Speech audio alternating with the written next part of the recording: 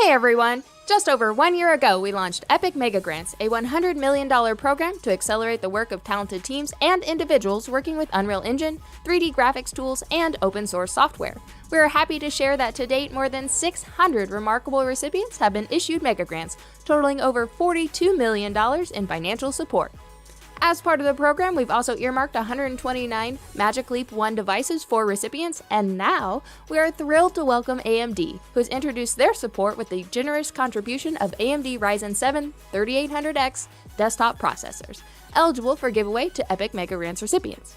Head over to the Unreal Engine feed to see a selection of projects included in the latest round of Mega Grants, and visit unrealengine.com/megagrants to apply. We're excited to announce the launch of The Pulse, a new series of interviews and live Q&As that will uncover emerging trends in real-time 3D. In the first episode, David Basolto, founder and director of ArchDaily.com, will lead a panel to discuss how real-time tools are transforming collaboration in architecture, engineering, and construction. Learn more and register for our upcoming episodes at unrealengine.com/thepulse. Unreal Engine 4.25.3 is now available on the Epic Games Launcher and via GitHub. See the full list of fixes on our forums, then update to take advantage of these changes. Hit Apple Arcade title Spider is the latest entry to emerge from Sumo Digital's internal game jams. In preparation for an official launch, it was time to rebuild the existing blueprint-based prototype in C++ with the intent of making it more characterful, maintainable, and performant. Get a walkthrough of the animation and movement systems for Agent 8, the game's many-legged protagonist from Sumo's own programmers.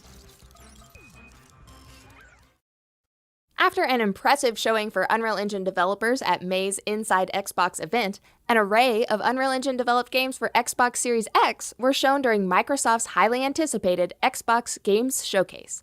From world-bending thrillers to the return of an award-winning franchise, check out the Unreal Engine-powered games that took center stage during the Xbox Games Showcase. To prepare students for successful careers in visual effects and game development, the Dave School encourages collaboration, iteration, and problem-solving under the same demands of real studio environments. Offering 2 tracks in VFX and game dev, they recently collaborated to produce Deception, a short film developed by the school's students and faculty using virtual production techniques and Unreal Engine. View more of the cross-discipline project and see why they believe that real-time is a game changer.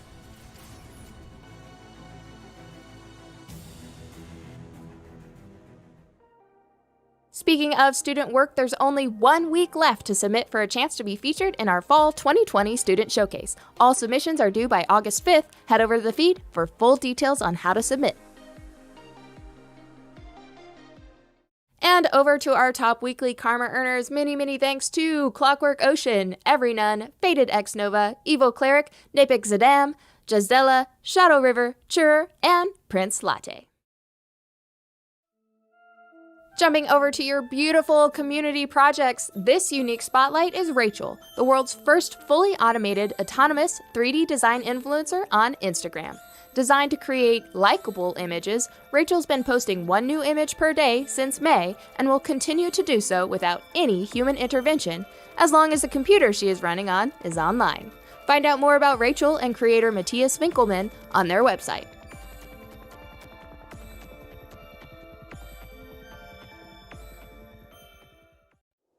Inspired by the fantastical worlds of Studio Ghibli, real-world Havana, Cuba, and the bustling markets of Thailand, the Scavenger's Colony is an exciting miniature environment created by Arnaud Claudet, a 3D environment artist studying at Rubica Soup Infogame, France.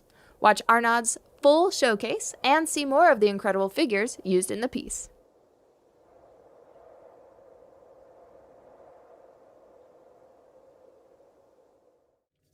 And lastly, play as Cassie, an intrepid scavenger seeking salvage in abandoned mining facilities in the narratively driven puzzle platformer Sky Beneath. Embark on an adventure with your inventor friend Annie, take control of gravity, and solve challenging puzzles in a mysterious sci-fi setting. Find out more on Steam. Thanks for watching this week's news and Community Spotlight.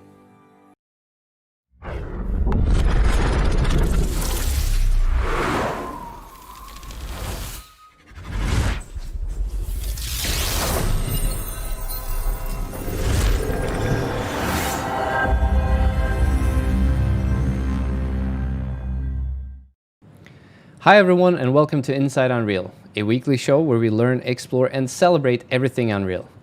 I'm your host Victor Broden, and my guests today are Jeremiah Grant, product designer, welcome to the stream, as well as Helgi Matthey, senior engine programmer. Welcome you both. Today we are going to cover a little bit about how to animate with Control Rig. Would one of you like to give a brief breakdown of what Control Rig is before we get started? Yeah, so Control Rig is a node-based rigging system. It allows you to animate in Unreal, create procedural rigs, and drive them in various ways. So real quick, what we're going to go over today, we're going to go over what Control Rig is in a bit more detail, show you some little micro lessons of little features you can do in Control Rig, and some of the new features that you'll find in 4.2.5. And then I'm going to go over the Control Rig mannequin sample. And we put this on the marketplace just a few weeks ago, I think. And I want to dive into a little bit more, talk about why we did things the way we did, and how you can expand it yourself. Then we'll talk about animating with Control Rig. This is using Sequencer, being able to create content. We'll start with this Control Rig mannequin example, and how to use that animation in your own gameplay. And then runtime rigging. We haven't talked about this much in a while, but we're going to explore this a little bit, creating procedural motion and using that in your Anim blueprints. And then we're going to give a sneak peek on a couple things that you can expect from 4.2.6. Sounds exciting. Let's get started. Yeah, so Control Rig, as I mentioned before, it's a node-based rigging system. You can build animation rigs with familiar functionality that an animator may be used to from a DCC like Maya or Blender. We can see the example of a Control Rig here. In fact, this is the same mannequin example that's available on the marketplace now. You can expose those controls to animators, or you can expose them to gameplay. You can create really cool procedural animation, and we're going to show a few examples of that pretty soon. And one of my favorite things is Control Rig is accessible through Python. You can create scripts to automate your workflows or augment your pipeline. So I'm going to jump into a couple micro lessons here. I'm going to show a couple things in 4.2.5 that I'm pretty excited about. And yeah, let's jump right in. So first off, let's look at this mannequin here. I have a quick setup, and I'm going to use an AIM node. First off, I should probably talk about this editor in general. This is the Control Rig editor. We have our viewport over here. We have our rig graph, which is start node graph, and rig hierarchy and execution stack. So you can see in our rig hierarchy, we've already imported our skeleton. We'll talk a little bit more about how to create a Control Rig later. And all I'm going to be doing is manipulating some transforms. So I have a begin execute, which is where my graph begins, and is flowing right into my AIM node. This is very similar to any other blueprints that you'll see throughout the editor. So in this case, I have an AIM node, and the very first thing I want to show you is a new feature 4.2.5, which is control pin value. So normally you would have to type in a value and move my head around, and it's kind of slow and cumbersome. But now I can right click on this pin and say control pin value, and you'll quickly see it created a manipulator in the viewport. I can drag that around and you see my head responding. And you see the value updating in my target and my aim. So next, let's kind of take that to the next level. I'm going to add a couple vectors here. Let me just connect this up. And you'll see now I have a few things showing up already. So let's talk about those. First, you might notice there's some weird pins on this add node. And what those are showing is that there's some debug information or some embedded nodes inside these pins. So we can see this green. If I right click on this result pin, you'll see there's a visual debug. So let me just go ahead and remove that. In fact, I got a couple of them in here. So let me right click on here and add visual debug. We immediately see this line turn red, which is saying that there's a node embedded between these two pins along this path. And our details pane shows the details for that embedded pin, or that embedded node. It's got a couple of parameters here. I'm just going to change the color of it to green.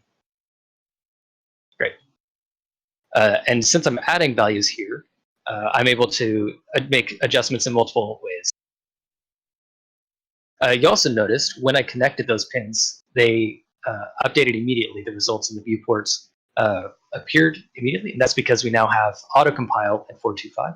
So you don't have to keep going back and manually compiling every time you make a change to your graph.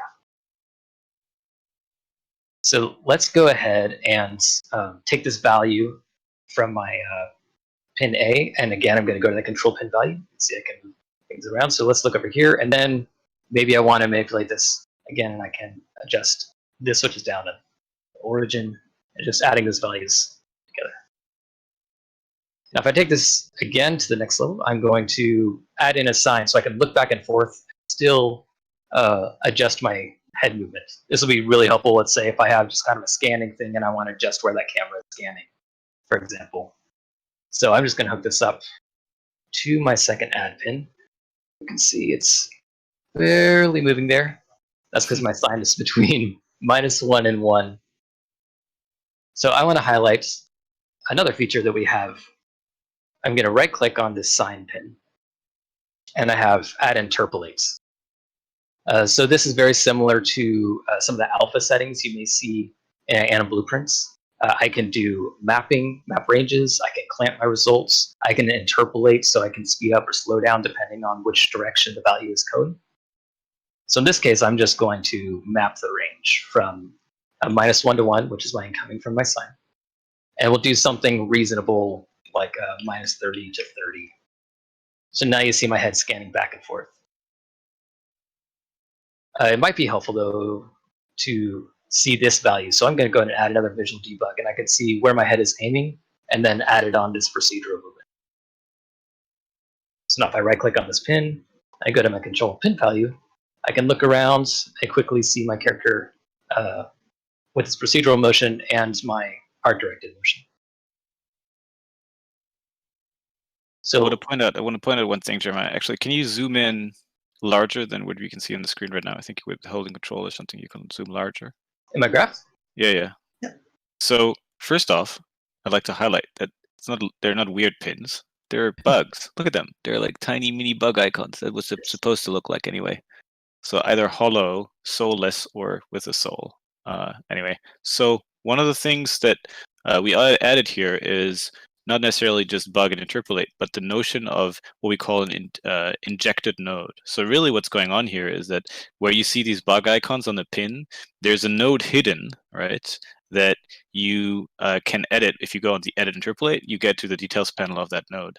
What you can also do, though, is you can actually bring out the node to the graph. So if you right click and click on eject, it takes that node out of the pin, so to say, the hidden node. And now you can see the settings you have on that node are the same settings that you saw earlier in the details panel when you chose edit, interpolate, or whatever it was. The reason I wanted to highlight this is that you can learn about these nodes that way, and you can use them separately as well for other purposes, right? And the visual debug is the same. The visual debug is actually a node that, as the value is going through it, draws it on the screen. And because you do this so many times, we decided to have a workflow where it's hidden in the pin, but you can always bring it out to look at that node.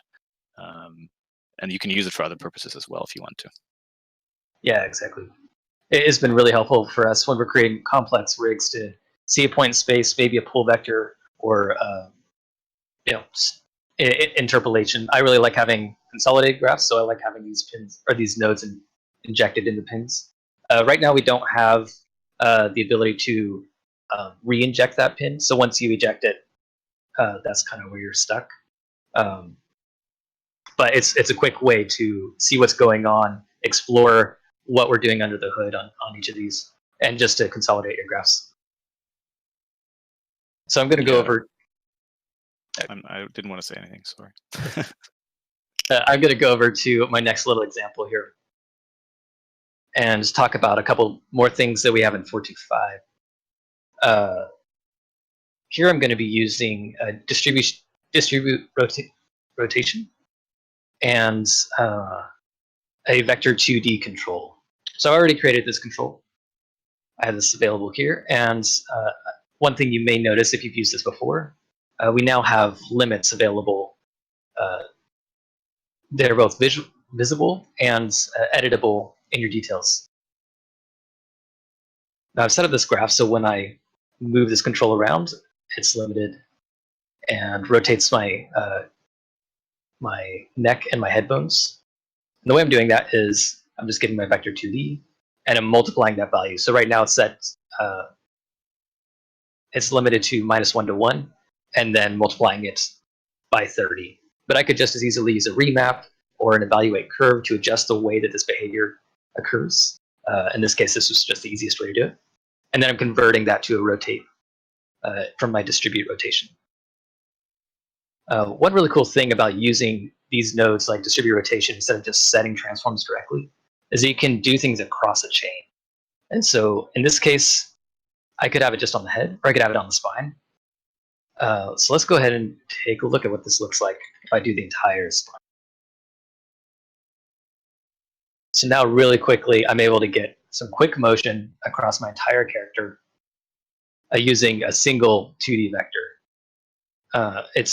This could be additive as well. So if I wanted to have full FK controls between this and then do an additive distribute rotation, I could do that. You have all the control you want by using math nodes and processing in a stack. In fact, let me just point out here that we have this evaluation stack. You can see directly the order these executions are happening. So if you wanted to create a more complex art-directed behavior and then layer on procedural motion, you can define the order that happens. And one last thing I wanted to point out. On controls, we now have this animatable flag. And that allows you to create controls just as a rigor to determine, let's say, debug scenarios or complex procedural motion that's driving controls and then driving bones, but you don't necessarily want all those controls showing up in sequencer in your rig. You can uncheck that, and those can only the controls that you want to expose are exposed in sequencer. With that, I'm going to hop over to Helge. He's got a few things to show as well. Let's see if I can figure this out. So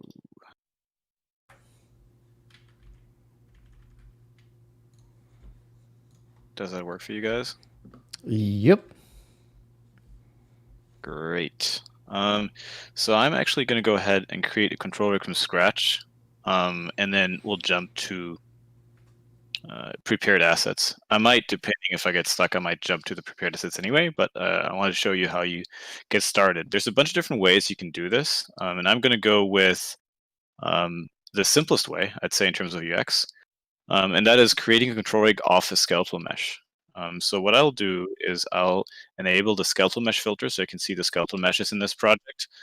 And I'm going to right click on the mannequin. I'm going to say create a control rig. That will set up everything for you, so you don't have to do the steps manually. So if you do that and you look for the control rig that was just created, you can see what this has done. It actually has done a bunch of things. And you can do all this manually if you want to. It's imported the hierarchy. So it's imported all the bones of that skeleton into the rig hierarchy view. Also, we have another view, which is called the curve container, which contains all the curves. So in this case, it's imported those two curves as well. And it's done another thing. It's actually set up the preview scene for the editor and use this skeletal mesh as well. So it seems obvious, but now what you have is you have the hierarchy and you can see the particular skeletal mesh over here. The reason that that's sort of a setup phase or a setup step is because control rig is actually independent from these assets completely. It has its own hierarchical representation, and you can change the preview mesh at any time. Currently, in this version, the topologies of those skeletons have to match so to make it work. But what's nice is if you have slightly different characters or you wanted to try it on different meshes that share a skeleton, you can switch those. So if you hit compile, I'm actually going to choose one option here, which is draw all the hierarchies. So you can see all the bones in the editor. And then I'm going to start building up my demo. So the first one will be, in preparation to this, we got a lot of questions around, are there IK solvers? What kind of IK solvers are there? So I'll try to cover 3 of them in this particular example. And bear with me, it's a very simple example, but I want to take my time to sort of show you all the steps. So first off, I'm actually going to create a control for my IK solver. So I'm going to right click in here and say, create a new control. You can also do that using Control N. And you can see it's born this control down there outside of the hierarchy. And I'll call this hand left control. Next, I'm going to move that control to where my hand is. So somewhere here, right? And I'm going to use the contextual menu and say, set its initial transform to the closest bone that you find. So it's going to snap it onto where the hand is, and it's going to change its initial. So let's look at the details panel so you can see what I mean. So the initial of this control now is set to where the hand is, which means if I move it anywhere, and I hit Control G, or I right click and say reset transform, it's going to snap it back to where it was. So this is sort of the zeroed out transform for animation purposes, right? This is where you would start with the animation. So in this case for the hand, that's correct. Obviously for a larger elaborate rig, you wouldn't just have this in global space. You'd probably have the controls parented to each other. You'd have a main control, a pelvis control, whatever you need. But for this example, we'll just have one. Next, I can bring in my control to the graph and read its value. So I'm going to say get the control in. This is going to set up a node for me, setting the right control to read, and then you have access to different things here. So we're interested in a transform, but you can also, in case this had limits, you can also get access to minimum max of the limit. And then I'm going to set up an IK solver. So I'll just pull out the execute. You could also right click and type in IK. And you can see we have a bunch of different ones. I'm just going to focus on the first three, and actually it's going to start with the most simple one, the 2-bone IK or basic IK. Next, we have to sort of pick what bones do we want to use for this. So I'm going to choose upper arm on the left side and lower arm on the left side. And for the effector, I'm going to use the hand on the left side. And you can see that it now does something. Obviously not the right thing. This looks pretty screwed up. But let's look at what is happening. Basically, what's happening is that our effector, which is this port, is at the center of the world. So it's pulling the arm down. Also, because I don't have this flag enabled called propagate to children, it's just moved these 3 bones, but all the nested bones, like the fingers, are still in place. So I'll just click this, so you'll see the whole arm is now being pulled down. So that's better. Next up, we could use the feature that Jeremiah was presenting, which is control pin values. We could do that and then move it up. But instead, I'm actually going to plug in my control. So now you can see it's solving the arm, but there's still a couple of problems, and I'm going to fix them as I go. First of all, there's what's called a pull vector in this thing. And that's used to define the 3 points of the triangle. So we start with the upper arm, the root, the effector, and then the pull vector, which is currently probably at 0 or 0, 0, 1 or something like that. So I'll change it. I'll change it to be a location, and I'll put it somewhere else. So if I go ahead, and what I'm actually going to do is I'm going to use a point which is nested to this control. So I'll make an absolute out of this, and I'll use this control as a parent, and then I'll move it in the control's axis like Z a bit backwards and at -x. So I'll do like, I don't know, 30 minus 10, and then I'll wire this into the translation of that result. I'll wire into the pull vector. So now, if we rotate the hand, for example, we can see how the pull vector is also turning. Again, this might not be necessarily the right solution, but for demonstration purposes, that's what I'm going to use. And you can visualize this as well by adding visual debug to this. So you can now see where that point is. So you can see it. This is what I'm currently using. Not ideal, but we'll leave it for now. You can also see there's some other problems here. So you can see how these bones aren't aligned correctly. You have some options for this. So the secondary axis is what the roll is used for. So the primary axis is where the bone is pointing along the chain. And the secondary axis is what's the axis that needs to point towards the pull vector. So this is incorrect, so I'll change this to -y. And there we are. So now we have our basic IK set up. And now we can go ahead and start looking at some of the other IK solvers that we have. So for that, I'm going to go over to the prepared asset that I have set up already. That looks very similar to what we just built. So you can see this is what I was showing you before, basic IK, make absolute and whatnot, and hand control. Down here, we have some other IK solvers. So we have the fabric, which is forward and backwards reaching inverse kinematics. And that's a solver that can use more than 2 bones. It can work along a longer chain. So what I've done is I've set it up to solve from the spine, the first spine bone, all the way to the hand.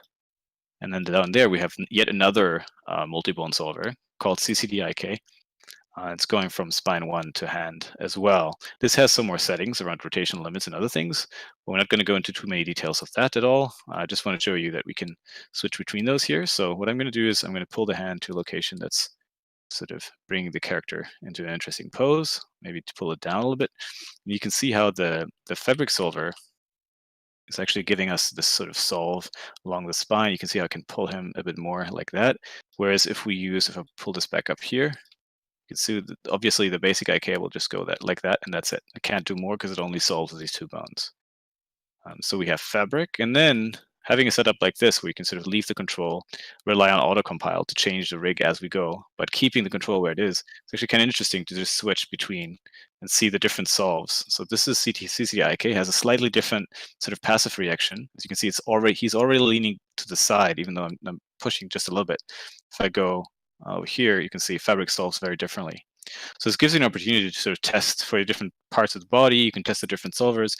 You can blend them with each other, obviously, and can choose the right algorithm for the right job on each body part, and even along your animation. Next up, we're going to look at spaces and controls. So if you already used controls a little bit, and I'm going to try to cut this short, but we had the question a lot of times in preparation to this, which was, what's the difference between spaces and controls? Why do you even have the two? So controls is what we've used so far. Controls are objects you interact with and you put animation on. They're usually visible. They don't have to be visible, but they're usually visible in 3D. So they'll be your dials you click on and move. Spaces, however, are intermediate transforms that you can use to organize, to offset controls.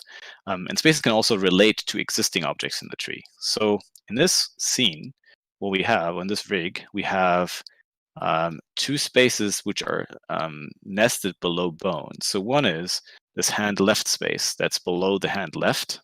And then we have the same thing on the other side. So here's hand right space, and that's under hand right. And then we have a third space, which is at the top of the hierarchy, which is called hand center space. And below that, there's a control. So there's actually a control here. You can't really see it. It's in the body in there.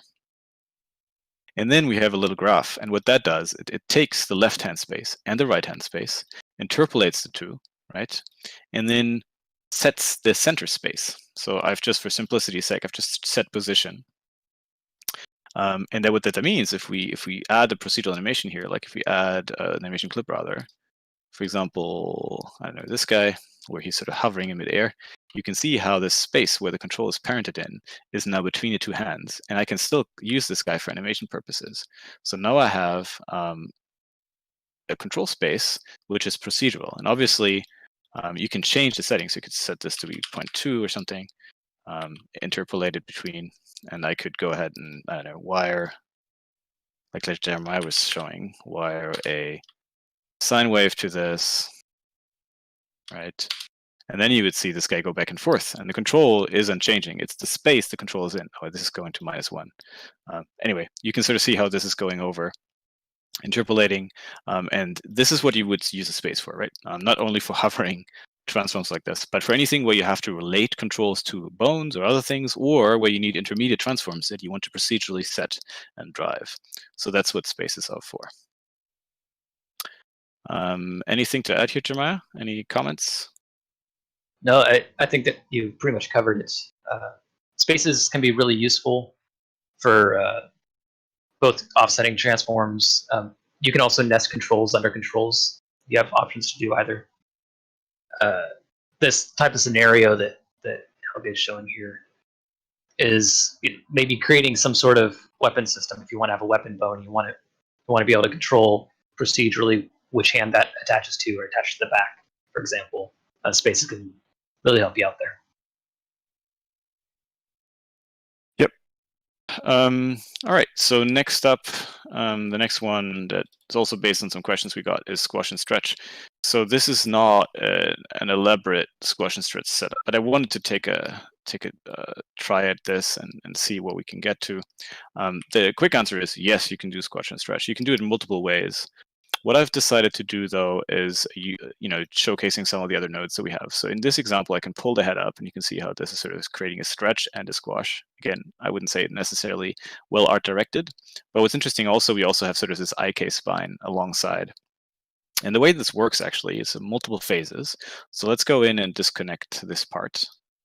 Again, kind of neat, highlighting in this release we have autocompile. So as I disconnect it, the rig is already reflecting the change. I don't have to do anything. So you can see how right now these are just placing the bones without changing any of the scale. and then we'll add the squash after, the stretch after. So this is using a node called fit, chain, and curve. And what that does, it takes a 4-point Bézier curve that we procedurally create here. I'll show it in a second. And then positions the chain on that curve. So I can enable it by going into the details panel and enabling the debug. And then you'll actually, if I disable the bones for a second, you can see it really well. You can see the curve as it's drawn. You can also see its tangents. So this guy here has a tangent point down here. And then this is the interpolation that it's putting the chain on.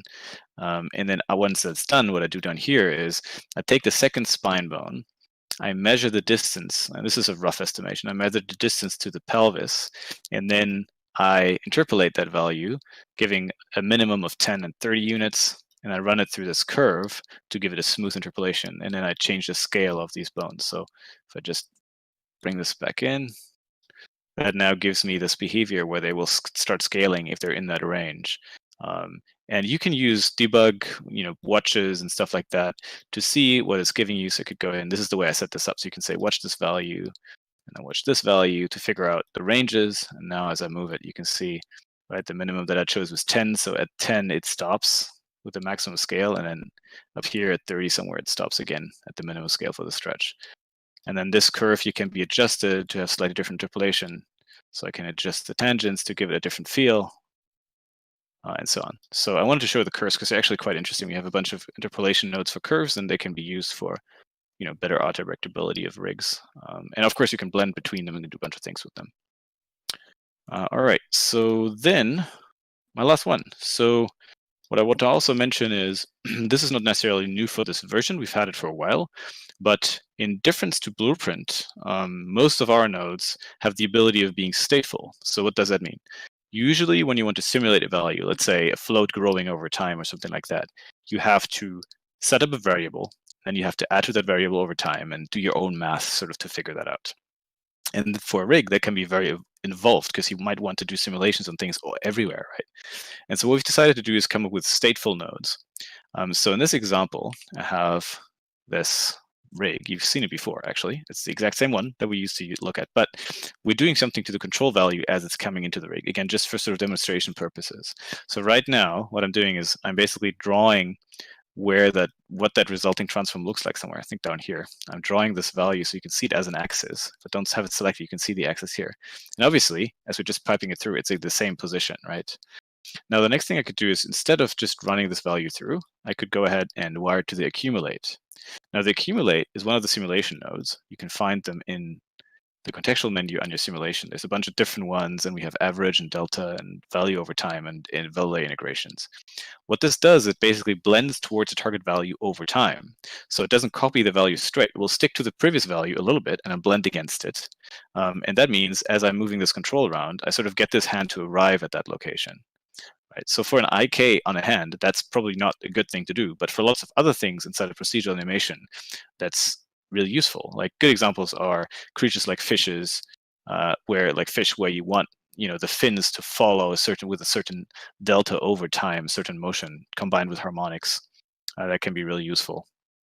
And obviously, you can do this on anything. You can not only do this on vectors, but on floats and other values you're running. You could do a metric, right? How far are the hands apart? And then run that through an accumulate lerp, and then use that to drive procedural animation. So there's a lot of options with that. And we also have other simulation nodes. So the only other one I'm going to show is the Verlet. And that's just a Verlet integration that gives you springy behavior, right? And you can do that, again, on vectors, transforms, on floats. And it's useful for creating spring alike. This is not a full physics simulation. It's just a little integration that you can use for secondary dynamics, antennae on creatures and all sorts of stuff, right? But it's interesting you have it directly here, and obviously you can have, you could say create a lerp. So we'll just create an interpolate, right? And then we would go ahead and run this guy in here, and now run this and interpolate it with the original control, let's say, just to demonstrate this. And now, right, you have something where you can animate how much the Verlet is visible, right? So right now it's 100% visible. If we put this to 1, it's turned off. We should probably turn around these ports. But anyway, you can set it up in a way where you can drive exactly, right, what you want to see, features turning on and off, etc. And with that, if there's nothing to add, Jeremiah, I'll hand it back to you. Yeah, I did want to point out real quick on your squash and stretch example. Yep. Just to backtrack real quick, it does highlight one of the powers of the propagate to children. We've been asked about this before. In what scenario would you use this? Well, in this case, we see the body is doing the scaling, but the arms are still maintaining their scale. So you can control exactly what's changing and what's not. Yeah, these guys are turned off. That's right. Yeah, I'm scaling the spine bones, but I'm not scaling the arms with it. Yeah, that's true. Yeah. And additionally, the arms are going along for the ride when you're adjusting the fit to curve, but they're not going along for the ride for the scale. So you're able to finely tune what's happening when it's happening. Yep, that's very true. So we do have, sort of the parent-child constraints that from other 3D packages that you can drive if you want that to happen or not. And they're literally they wouldn't have to exist, but we keep the hierarchy as it is. So based on the child-parent behavior in the tree, they're going to inherit or not, depending on the setting. Which is why you'll see the setting on every single mutating node that mutates the hierarchy. And we've decided, arguably, you could say this is wrong or not, but we've decided to have it turned off on all of them by default. So you always have to turn it on. The idea here is that turning it off means the rig runs faster, and we'd much rather have you consciously turn it on than forgetting about it and then having this extra cost everywhere. Yeah, that's all. I'll close my screen share. Thanks a bunch for that. All right, we definitely have a couple of questions, if you don't mind tackling them. Yeah, that's fine. We have a bunch of things to cover after, right? If I recall correctly, Jeremiah. But yeah, let's spend a bit of time on answering questions that came up until now. Sure. Someone's wondering if it's possible to cache the results of control rig. Maybe it's worth mentioning sort of how you go through, how to essentially record this as an animation. Yeah, you absolutely can. And I was going to go over some of that stuff with our sequencer demo, where you can place your character. You can either run through gameplay, or you can add it in a level sequence and record the results there as an anim sequence that you can use in any of your gameplay. I think if that's the case, let's just go ahead with the presentation and we'll continue with the questions at the end of it. Okay, yeah. Sounds good. All right, so next I wanted to go over the mannequin rig demo. I'm going to go over, again, what we did, why we did it, and how you can adjust it yourself. So this is the mannequin control rig. When you open up the project, you're going to get something that looks kind of like this. We have our mannequin in here, and it's just got some basic animation on it using sequencer.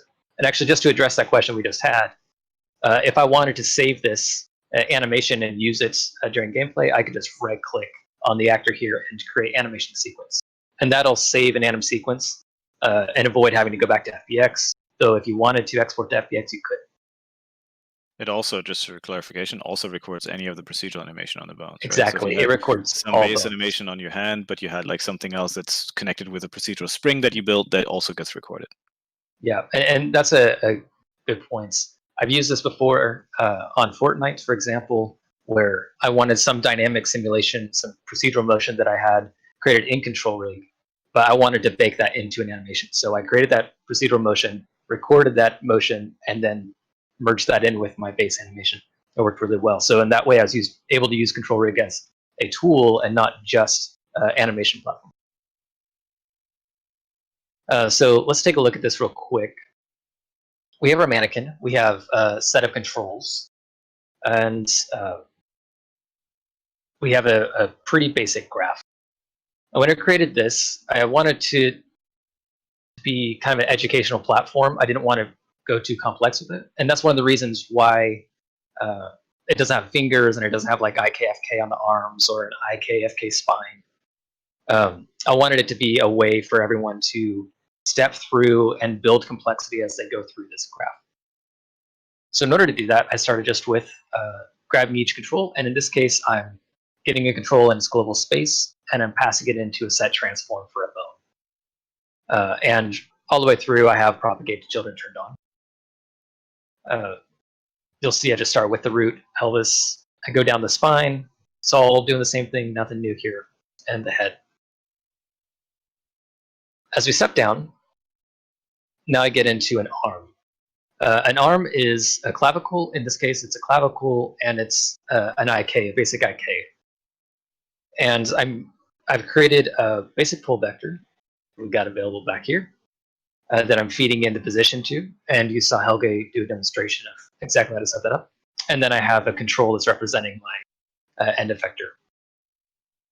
And with that, we have animation. So we have both the same thing for the left and the right arm. And it gets a little more complex, again, when we go into the legs. Here I wanted to introduce math nodes just to illustrate that you can do all these calculations yourself, or these calculations can come externally if you wanted to feed in and determine where these pull vectors are, for example. So I wanted to create a little bit of a foot, kind of a reverse foot. So again, I have my foot control, which is just like my hand control. And then I'm doing a little bit of calculation for where my IK effector is. So a few ways that people would do a reverse foot would be a stack of controls, and then you parent the IK under the lowest control. Or you could have constraints across, have a reverse foot and a forward foot, and constrain between those. There's a ton of ways to do it. In this case, I wanted to have each one of these controls affect my IK. And so I have a toe, I have kind of this little effect that I have here. And there's nothing procedural, it's just the parenting structure that I have that allows this. But what it means is that I wanted my IK to be essentially parented under this ball control effect. But I also wanted my IK to be under this foot. So in order to do that, I'm calculating, I have the calculation from my foot control to my ball control and getting the relative offsets and piping that in. You could think of it as kind of like a parent constraint when you maintain offset in Maya. And then we do the same thing again here for the toe pivot. So I'm able to calculate these, and this is an interesting way to see that I'm actually doing some calculations from the bones and controls and piping it in again to a bone. And again, I'm just duplicating logic for left and right. One of the things I'd like to mention real quick here is that some of this is constant. So I want to bring this up in terms of performance real quick. So get initial transform and get control initial transform, this little branch of these three nodes that say get initial, and then make relative, this whole thing, these three nodes, they're all constant, right? So they don't change at runtime because the initial transforms never change. And so the compiler, when we optimize the rig, actually computes this once and keeps the value, and these nodes are not run at runtime. I just wanted to highlight this because a lot of times people think like, what, can I add all these nodes? Is it going to cost us anything? And anything which is constant gets folded. We call it folded. So we remove the nodes, we keep the result. We keep the nodes here, obviously, for the user, so you can see what you're doing. But a lot of the rig that you're showing isn't actually run. It's just there to describe, right, what is the overall relationship of everything. But then during runtime, we optimize it as much as we can. Yeah, that's a good point. And I've seen online a lot of people are focused on this execution stack and kind of using the number as a gauge for performance.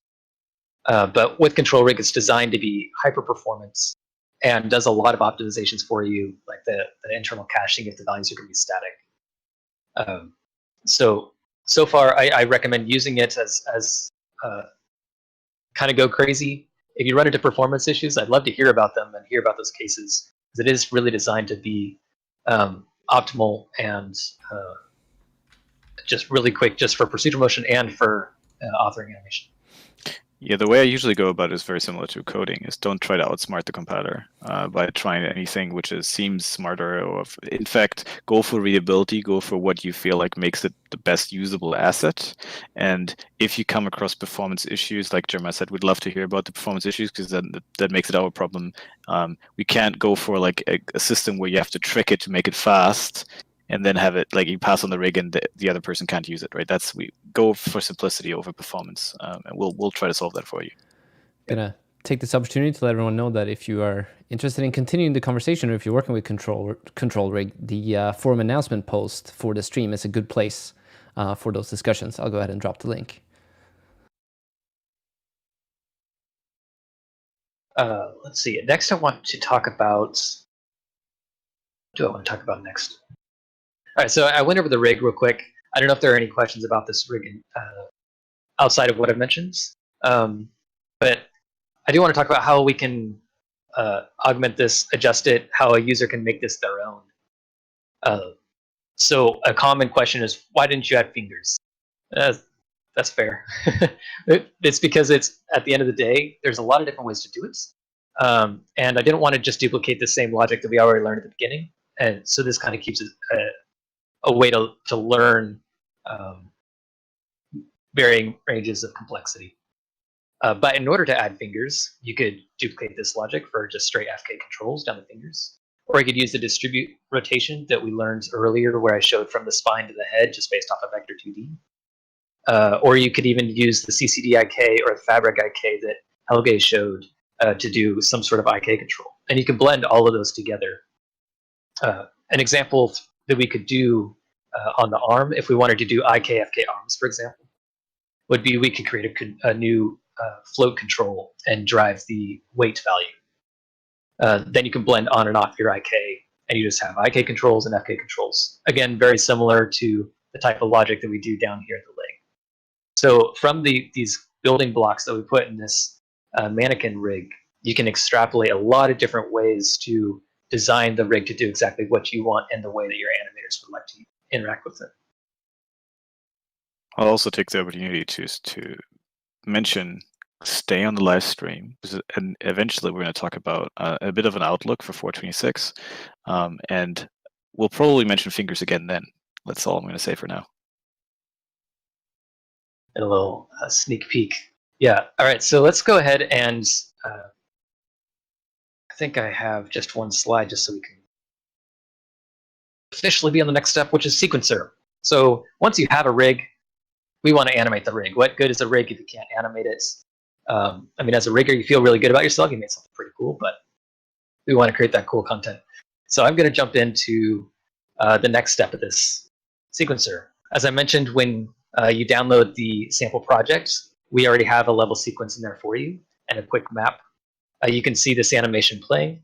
And again, you can right-click on this, create an animation sequence, and use that for your gameplay. Let me get to my notes again. So a few things to mention. I want to actually show several ways to use sequencer to animate your rigs. We're going to start basic. I'm just going to create a new scene. And I'm going to drag in my mannequin here. And a way that people are used to interacting with the level sequence and adding an animation is you have your actor and you just add in an animation. So I'm just going to add in, let's say, the walk, and we'll play this. All right, so I have a walk animation. Let's say this is mocap, for example, and the fingers aren't animated. Well, a quick way to do that is to use a new track available to you called additive control rig. This is an auto-generated control rig that allows you to manipulate bones additively on top of your animation sequence. So I'm just going to go ahead and add that here. And you see it created a track, and it's got all of the bones available for you to keep. Let's go ahead and keep playing this. Just to, I'm going to do this a couple times just so I can illustrate what we can do. I'm going to set some keys and rotate that up. And this guy can. All right, there we go. So I do have auto key turned on, which is allowing me to just get that interpolation immediately. So you can see that I've got some horrible additive animation on top of this walk sequence. If I wanted to take my mocap again and tweak it real quick, let's say adjust the finger pose, and then save that out again, right-click, create animation sequence. Or if you're a tech animator or rigger and you want to create some quick poses for a pose asset, you could do the same thing here. You can right-click and say create pose asset. So this is using the additive control rig. And it can be a little cumbersome when you have all of these controls showing up. There is a way to work around that. You can just right-click here in the section on your additive control rig, and you can toggle rig controls. So here I'm just going to turn off all of them, and then I'm going to turn back on the ones that I want shortly, I'm sure. So what I'm going to do... Quick question, Jeremiah. And this is putting you a bit on the spot, but don't you have the green animation? I mean, this edit is a bit simplistic, if you ask me. I mean, he's looking like he's enjoying some music. That's what I think. Yes. But yeah. Yeah, I say I technically have a degree in animation, which is why I'm a technical animator. Nice. All right. So now I can turn on my upper arms. Where's my left one? There we go. All right, so now let's say I just want my upper arms, or if I just want my fingers, I can add those in. So that those are the only channels that I see here in my additive control rig. So that's one way to animate with control rig. But let's look at another. I'm going to go ahead and delete these, and now I have just my skeletal mesh. You can also, I'm just going to click on track again instead of adding an animation or my additive control rig. I'm going to choose one of the control rigs that we've created, and in this case, it's going to be the Animating control rig. Now I'm able to animate this directly as if I were just animating in a DCC. And I'm going to take a quick moment to pause here and point out a few kind of tips and tricks for animating in sequence. So the first one I want to mention is this animation mode, which should automatically pop up when you drag this in, has a couple cool features. One is only select rig control. So now as I'm clicking through here, I'm not clicking through and getting I have that selected from previously. I'm not getting my skybox or my backgrounds. I'm only able to select controls. This makes it a lot easier for interacting with your rigs when you're animating in your levels. Another one is I have a control hierarchy. So I can leave my search up here. Let's say I only want upper arms. If I could spell. Let's see. Upper. All right, I can't spell. So additionally, this is live controls. As I'm selecting this, it's also selecting my control, my viewport, and it's also selecting the control here in sequencer. And if you want your sequencer to be a little simpler to read, you can adjust this filter and say selected control rig.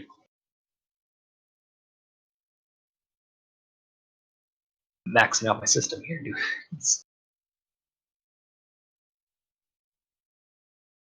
All right, so now as I click through this, maybe I lied. It's not working for me right now. Ignore that. It's making it faster for sure. It definitely made it way faster. Yeah, now you don't see the controls. Yeah. So that part doesn't seem to be working, but it is really helpful to have this control hierarchy up when you're working, so you know you don't have the flat list.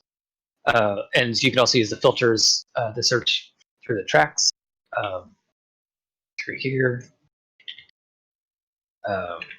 and setting on auto key so you can quickly key your tracks that you're going through. I think I got it now. I think it's because everything's called forearm and not upper arm in this rig, so that's why upper wasn't finding anything. Oh, because they're the controls, and I have the bone names in my head. That's what's Isn't happening. that right? I think that's why I was like really confused because the search is working. It's just I think it's forearm. There you go. Yeah, I just not upper arm. So I've been in skeleton land for so long. Yeah, it's fine. Get it. Yeah, so those are two ways to interact with your rig, both dragging in a skeletal mesh and animation, or it could be an actor and you throw an animation on there and use your additive control rig, or have a skeletal mesh or an actor and adding in a control rig as a track. One more thing that you can do is to really quickly set this up. Sometimes it's tedious to go through, add a level sequence, and plug everything in. Is I can just drag and drop a control rig into my level and it'll set it up for me. So here I'm just going to drag my control rig. Control rig pops up. It automatically created a level sequence for me and added that mannequin control rig in as a track for me to start animating immediately. All right. see if there's any last things. Yeah, I think that's what I wanted to cover for this. That's great. I mean, just to clarify, setting up the sequence like this is the same as doing it manually. So, of course, it's faster, right? But the point is, if you want to customize this, add tracks to it, it's just a level sequence. It's the same setup. It's just sort of a little script that makes things faster. As you drag a control rig in, it picks the right skeletal mesh, creates a level sequence, puts the actor in, puts the track in, and sets everything up for you, right? Yeah, exactly. A couple of more quick things to note, actually, when you're animating in here. Especially when you're creating controls with limits, like a vector 2D control. Make sure that your snapping is turned off. I've run into this issue if my snapping is set to 10 because I've been doing some set dressing or something. And then I'm trying to move a float or vector that's limited between -1 and 1. It's not going to move, and you'll think that it's broken, but really it's just your snapping is turned on, and so the control's not able to leave that 0 to 1 space. Again, the select only controls is really helpful, or only select rig controls, which is available in the animation details here. You can turn on your hierarchy if you want to see your skeleton and see what that's doing. Maybe you have some procedural bones and you want to see if they're moving. Additionally, as you have controls selected here, you have your transform available. So that allows you to set values directly as a transform and also key them here. And one more thing I meant to mention as we're going through the mannequin, but I have some nested controls here, and there's a little bit of confusion about why I did that. That's just coming from rigging, or coming from animation. You want to be able to have some additive control. So maybe my gross movement is on my pelvis, but then I still want to tweak my, or on my body, and I want to tweak the pelvis a little bit just for offsets. Sometimes you'll layer controls just to give animators ability to highly refine the way that they're interacting with the rig. Another great example is you have a gross movements, gross general movement, and then you want to have just fine jitters on a control. You want that gross movement to be on one control, and that fine jitter not be muddying up your curves for the jump movement.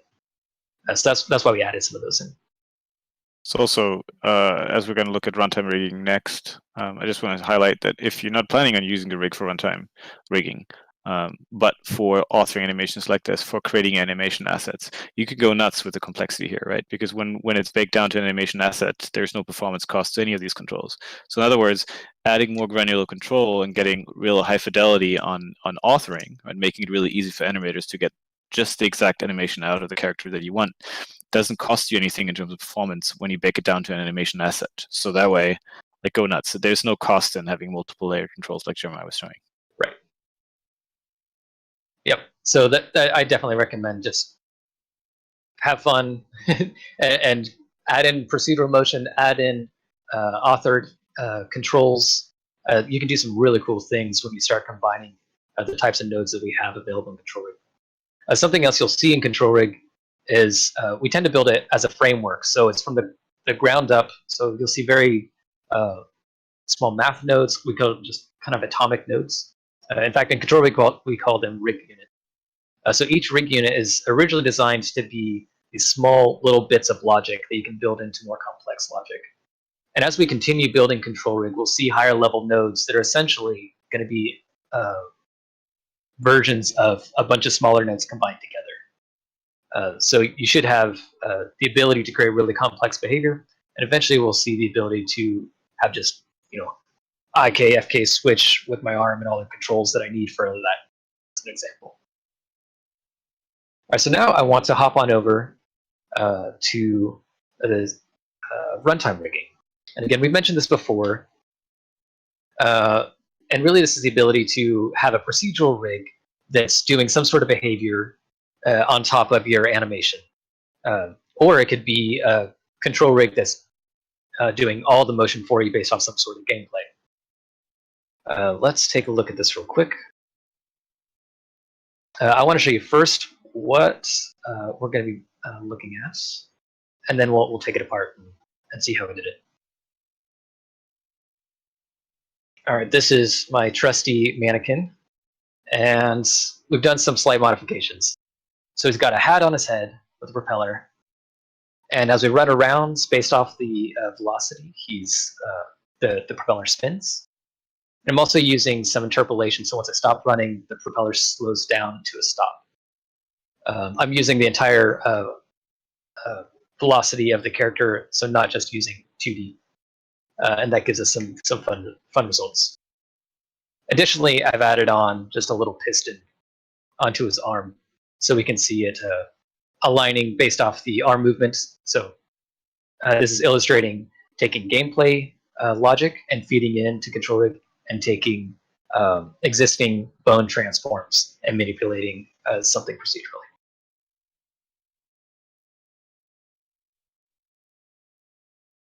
So we did this. Can I just say, I really love this content. I think it's awesome. It's so simple, but it's so fun. I like it.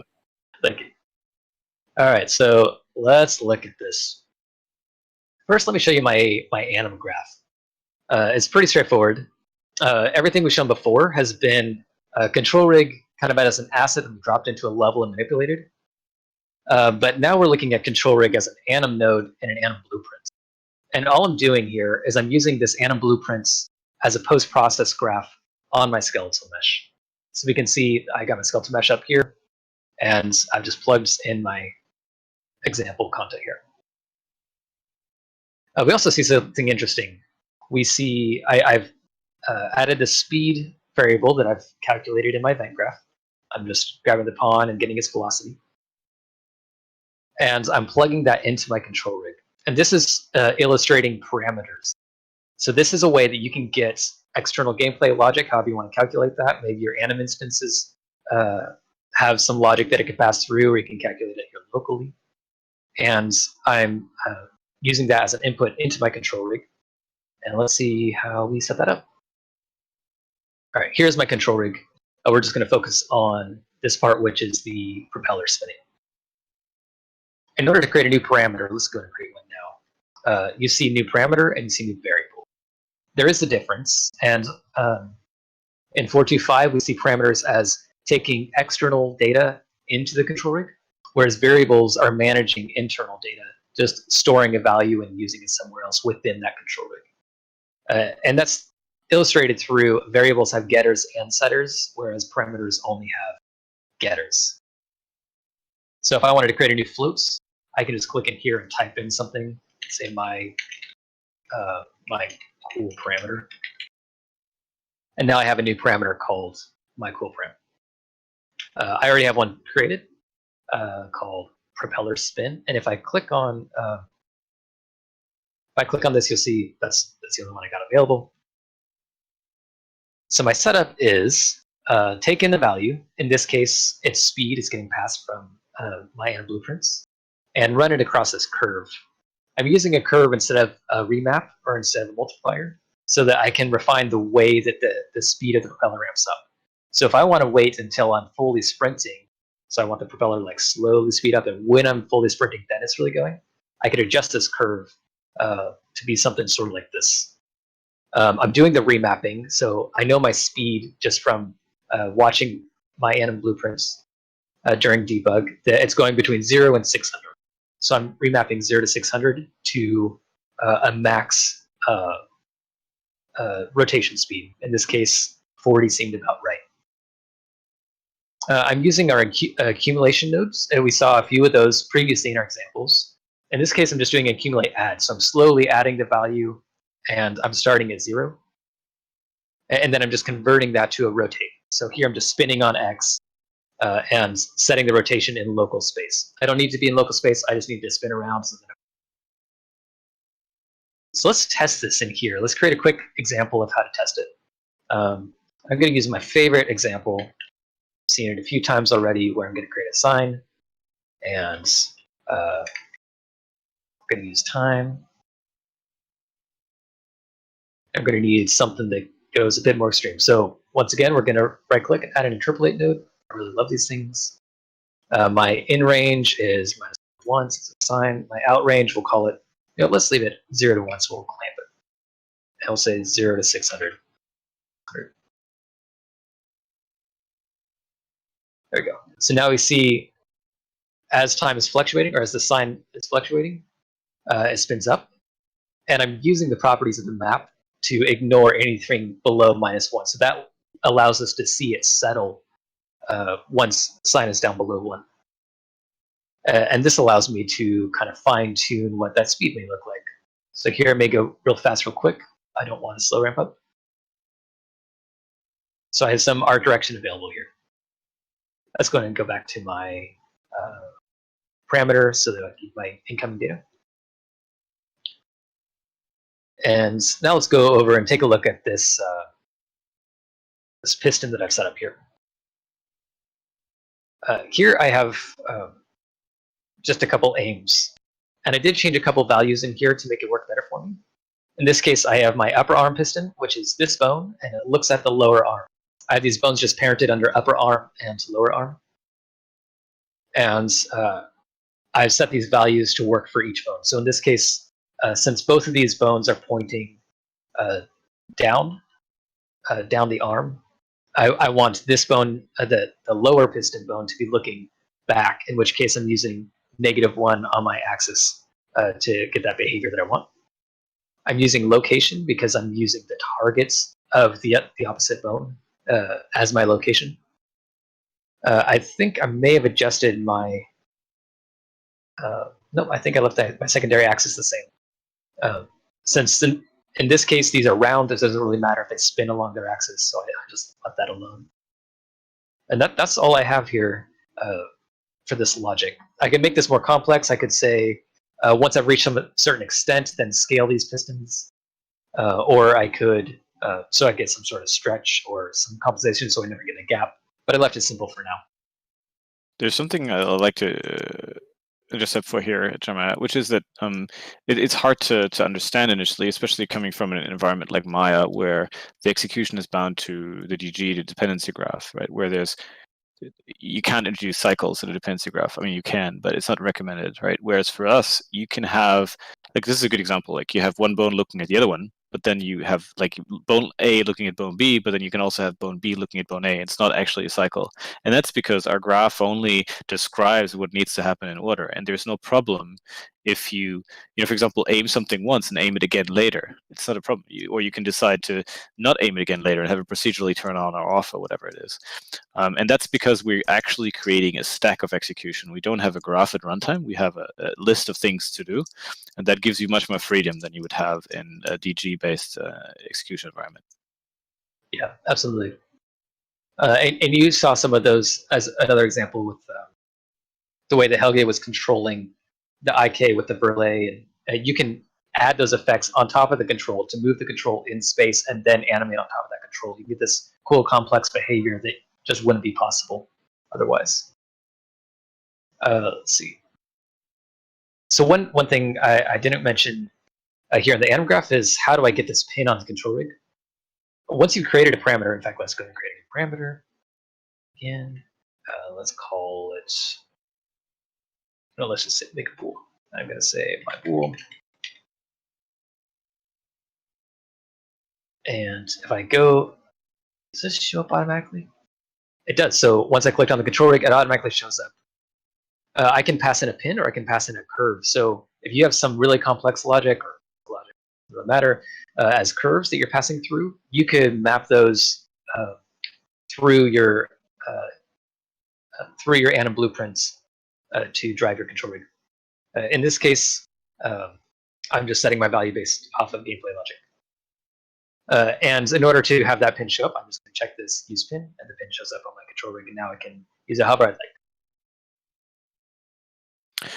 A way to rephrase this, which I quite like sometimes when people are really experienced with the anim graph, is that runtime rigging really means you have the ability of building your own anim nodes, right? That's basically what this is. You now have a control rig node, which is running another piece of logic, where you have more freedom and more flexibility, simulation capabilities, lots of things that you don't have in the anim graph. So you can use it for building your own nodes, basically, right? Yeah. And another thing to mention is runtime rigging allows you to create complex behavior on top of existing animation without relying on baking animation or having all that logic existing in your DCC rig. So in this case, let's just show really quick. I have my trusty mannequin here. Let's do, I want actually my base mannequin. Here we go. So I'm using this mannequin because he doesn't have the propeller and the. Actually, I'm doing this all wrong. I want to use my runtime guy. Here we go. All right. So I have this guy because he does have this the additional contents on there. I'm going to go ahead and add a level sequence, and I'm going to let's go ahead and add this dude.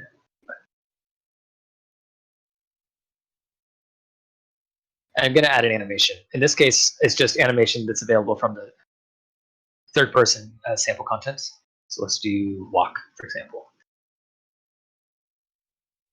And come on. So as I play this, you can see the piston is working automatically. Even though there's no animation available in this walk cycle, I'm still able to solve using post-process graphs. So what this means for your characters and in your games is you can have a base locomotion set for all your characters, and you can do all of your secondary complex, let's say shoulder pads, loincloths, pistons, anything you can think of that would just be procedural dynamic motion. Don't bake those into your anim sequence. You can build a control rig and do that logic for you. And then all that secondary logic is reactive to your game as you add in more content. Say I add in a new emote for this, the piston will work for it. I don't need to update all of that in my animation. I feel like I have one more thing. I think that's good. All right, I think we're ready to go on to the next thing, unless we have any questions about runtime rigging. Maybe you want to pause. Is the next thing the lookout? What is next? The next thing is looking forward into 426. So I'd say let's do a series of questions if we have any before we go there. Yep. We have plenty of questions. Some of them I believe you have addressed. There were definitely a couple around the topic of runtime rigging, and I think we tackled that fairly well. If there are any more questions there, let us know. Something that I wanted to point out, sort of the runtime rigging, for example, that's the stuff that you can do for, say, a full body IK rig for a VR avatar, right? And you would essentially construct your own control rig and then use those nodes inside the animation blueprint to be able to drive that rig. Is that correct? Yeah, that's correct. So, for example, with this guy, if I wanted to, instead of driving, in fact, I could even do it. I could create a parameter that would be a transform parameter. And in this case, I'm taking transform inputs, and I could feed it wherever I want. So in this case, let's go ahead, and this is a great way to show how I can combine logic on top of controls, still drive controls, and have animated full controls. So I'm going to have this transform parameter. It just has a default name right now, and feed into transform. Here I'm going to drive the control location. I'm not going to do a full setup of this, but hopefully we can illustrate what we're doing. So I have my left hand here. I would set my my control transform, and then here.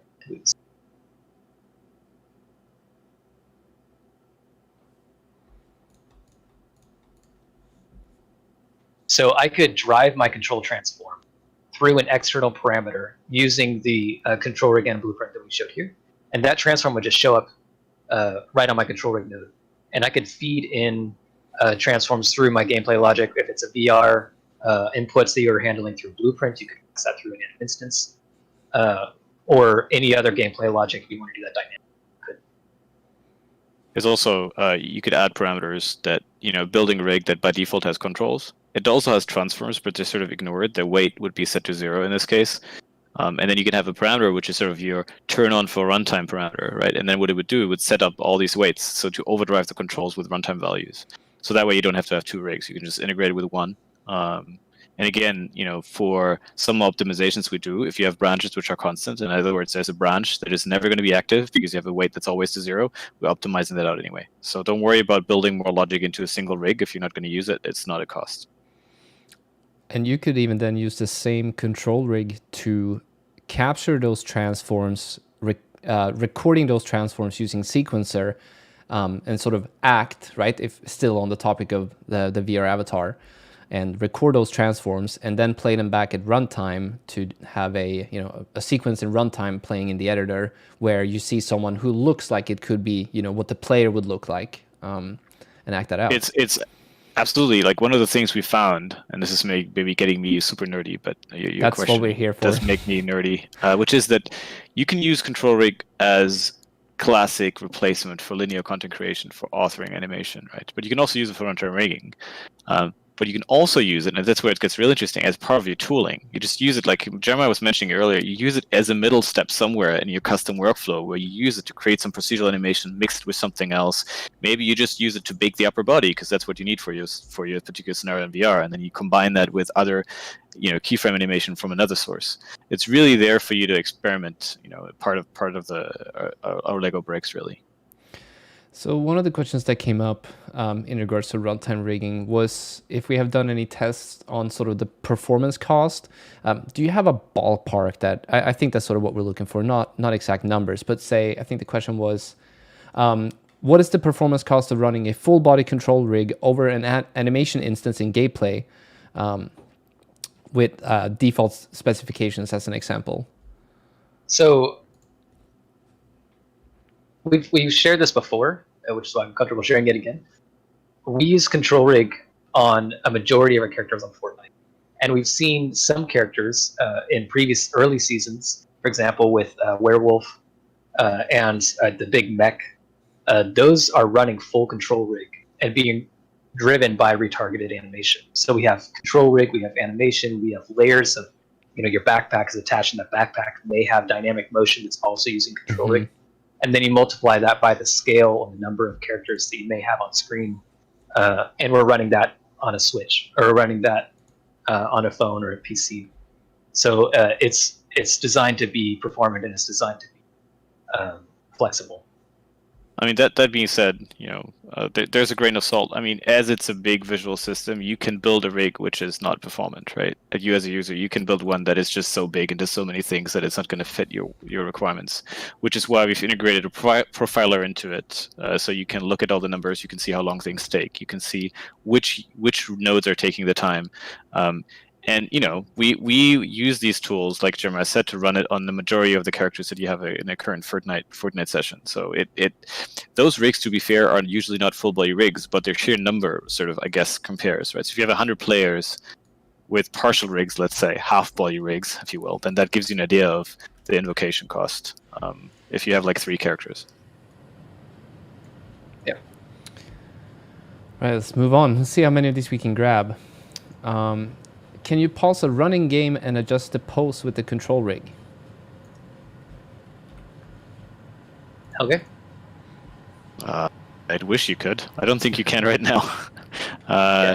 You can attach control rigs like blueprints to runtime instances, so you can look at the value in the pose going through control rig for a running game, but you can't adjust it. And I don't think you can pull out the values. You might be able to copy and paste off values right off that instance when it's paused, but yeah, you can't adjust an animation in the gameplay. That being said, control rig has been designed to eventually do this. I'm not going to say when we do it, if we do it. It's more, it has been designed with a clear separation that all the things necessary to do adjustments to a rig at runtime are there. It's just workflows around that are not exposed. And just talking about debugging, I thought I'd bring up just a real quick example here. I'm running around. I have control rig, or actually I have my hand. Let's debug this guy.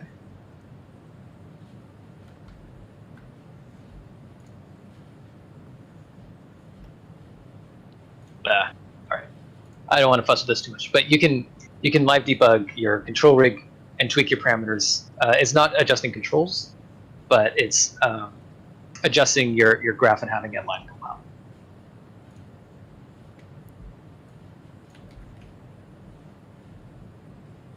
I think we actually had a couple questions that we wanted to answer that we've seen. Yeah, you can go ahead and tackle those first, and then in case some of them are covered, I'll just move on with the other questions. Yeah. Helge jumped in and he talked about spaces versus controls and different ways that you can drive logic. One thing that came up was how can a bone be used? How can you add bones, or when you add bones into your skeleton, what can you do with those? In 425, you can use those to calculate kind of intermediate values. You can use those. You can use, for example, your IK solvers and solve those on those intermediate bones, and then derive some sort of logic from those. It also allows you to start doing kind of simulation and feed those values back out to an anim graph or different areas of your rig. You can solve things in different ways parallel. Helgi, basically in technical speak, if you add a bone, maybe you want to do that here in this rig, just so we know what we're talking about. Yeah. If you add one of these green bones, they show up in a different color if you add them to your hierarchy. And we're talking about adding it to the hierarchy. So. Yep. What's happening, man? All right. What have I done? All right, just add a single bone somewhere. That's what I mean. If I go here and right click, I can say. We don't actually have to use it for anything. Just add it there so we can see it. So there's a new bone being added to the hierarchy. It's green. You can rename it. You can put it anywhere. And they're just parented in. And so basically what these are, right, they're not real bones. They're not part of the skeleton. But they have the same characteristics as in they have parent-child relationships. So if you give them a local transform, you can ask for the global transform as facility, and that makes it easier. But really what they are, they're transform variables, right? They're just variables you can use for simulation with a parent-child relationship. So lots of times you want to put something like a jiggle under the clavicle or something, and you want an easy way to ask for where that is globally. You could do that with a variable, transform variable, and compute the global all the time yourself. Or you can just put a bone there, simulate it, and then in some later form, section of the rig, ask for the global of that, and it's an easy accessor. Right? That's the reason why we make it part of the hierarchy. But that's really what that is. They're not real bones. They're just, transform variables with parent-child relationship. I hope that answers it. Another question was about control rig sequence. Now, this was something I think in 424 and before. And that was in Sequencer, you were able to create a control rig sequence or level sequence. And level sequences, now everything gets added into a level sequence, and you're able to bake out that animation as an anim sequence if you like. So we don't have that difference. I think it's been deprecated. We're getting through some more questions here. Yeah, I can grab one from chat in between, if you don't mind. Yeah, go for it. Could positioning and rotation of rig elements in a scene be accessed via Python during runtime of the game? No. Python, well, maybe yes, but I'm going to say no. Python, I don't know if it could be done. I wouldn't. No.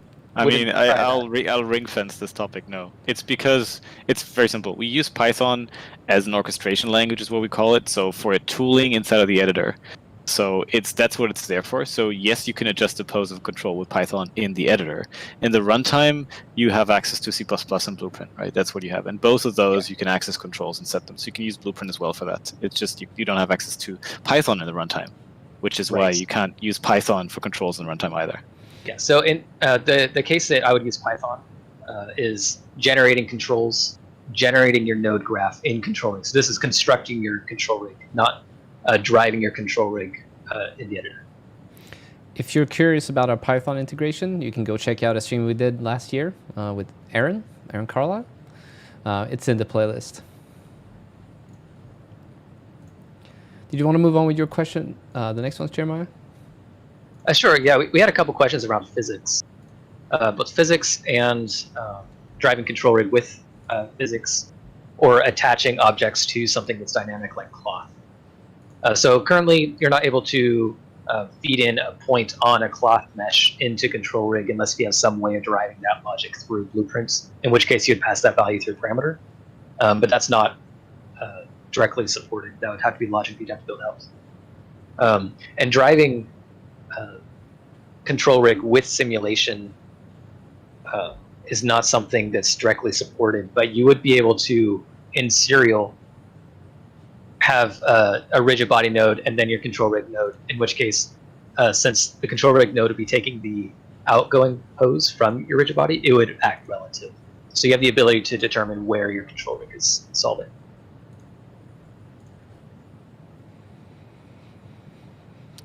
All right, should I continue? Go for it. How much time do you guys have? About Still good to go? All right, let's continue. Good go. Sure. There's still questions, so let's try to cover Yes, some of them. yes, there are. How can we use multiple control rigs based on the same skeletal mesh in the sequencer? Is it possible to create interaction between two characters using this? We'll pause that question for now. Pause that question for now? We're going to pause that question for now. In 2-bone IK node, what is the difference in result between the two options under pole vector kind? It's a great question, and that's really confusing for a lot of people. It's a great question. I love that that's coming up. It's been confusing everyone, and I apologize. Yes. Basically, So, that's my answer is I apologize. To just kind of let everyone know what we're talking about, on a basic IK, there's pull vector kinds, and there's direction and location. You also have a pull vector space where you can define a bone. So pull vector location is there is an object in space, and you're looking at that object. Pull vector direction is the direction around a bone based off the specified space. So if it's none, I think it's just that bone specifically. But if you define a different space, you could rotate, say, around the chest. Did I answer that well enough, Helge? So, no. So, but this is where he shows you that this is sort of a bad option. So basically, location means the vector that is connected to your pole vector pin is a location. It's represented as a position in space. So in this case, it's the global space position of the left knee, whatever control you have there, right? And we're aiming at a position. But sometimes what you're feeding in is not a position, it's a direction in space. It says like that way. It's not exactly the position where you're going, but it's that way. And then this is understood to be a vector and not a position. Now, I added this when we designed this because a lot of my cases where I was using directions to orient something like upwards or sideways. But apparently, this is my learning from this, is riggers think in locations, and everybody wants this to be set to location, and the default, I believe, in 425 is direction, which confuses everyone. Now, I can't talk about too much about the next release, but I can tell you that we've changed the default to location in the next release, because this was a major complaint that everybody had, so I hope that clarifies a little bit. Yeah, I think so. Next one up, do you include a 3-bone digigrade solver? No. I have no idea what that is, so yeah, I'm glad we did illustrate a few of the IK solvers, or Helge demonstrated a few of those available. So play with those. Yeah, we don't have a specific 3-bone solver. You can do it different ways. Like, I mean, there's different approaches. When I helped rig the mech, we actually used 3 basic IK stacked on top of each other, because you can, in control rig, remember, you can actually do things multiple times. And we also have, can you right click? Let's see, I'm a bit on a jump here, so I don't know if that exists in this release, but if you right click and say basic IK, yeah, so we do have it. So there's the basic IK transforms. Can you use the last node there? So this node is the same math as the basic IK, but it's not actually modifying a skeleton. So you can use it to give it some data to say, like, this is where my root is, and it gives you back the transforms that would need to be set. And what this means is you can actually do multiple IKs, mix them, and create results, art-directed results for 3 bones, for example. Is a good approach. Like, just to say, create an artificial, like, you know, a fiction chain from the root of your three bone to all the way to the effector, solve that in some form, and then do 2 additional IK solves for the segments to solve a leg like that, for example. Or, like Jeremiah said, use Fabric or CCD IK. Or Spring IK, which is our 3rd one. Yeah, there's another one, I think. Yeah. Just try them, yeah. Are there plans for it to be possible to have a single control rig which works on several different skeletons? It's a bit of a hint, but we pause that as well. We will pause that as well. Could you control the keyframe / tangents on the curve node with other controller? No. You mean the which curve node are we referring to here? Talk about the evaluate curve. I believe so. Yeah, the one Helge had in his demonstration.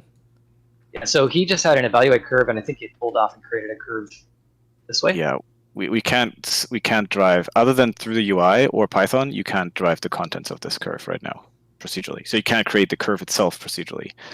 But if you want to take note, Jeremiah, that's totally something we could do eventually. there's another curve, and maybe just in case that was the question, the Bezier curve that you create to fit the chain, you can totally drive that procedurally 100%. It is always a fixed 4-point, so there's a node that's called 4-point Bezier, and you can create it, set each point, so the start endpoint to 2 tangent values, and then drive those with controls or drive them differently.